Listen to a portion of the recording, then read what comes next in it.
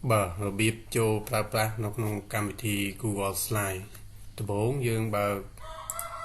Google Chrome មួយមកយើងឃើញសញ្ញានេះដូចប៊ូតុងចុចចំនួន9នេះគឺយើងคลิกទៅលើវាបន្ទាប់ពីคลิกលើវាហើយយើងដើររកពាក្យថា Drive ឬភាសាខ្មែរហៅថាคลิกទៅលើវាមកនេះគឺជា account ដែលយើងធ្លាប់ប្រើប្រាស់បើសិនជាយើងមិនមាន account ដែលប្រើប្រាស់ link នៅលើហ្នឹងយើងចុចពាក្យ use another account នេះតោះមកយើងបញ្ចូល Gmail របស់យើងលោកគ្រូបញ្ចូល Gmail របស់លោកគ្រូគឺបើ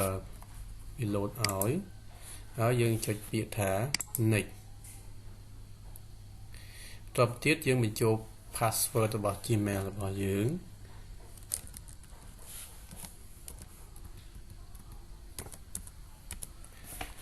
រាប់មកទៀតយើងចុច next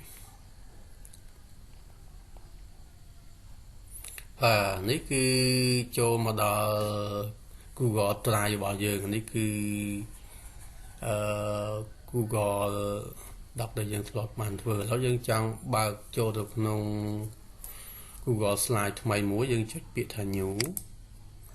បន្តមកទៀតយើងជ្រើសរើសពាក្យ Google Slide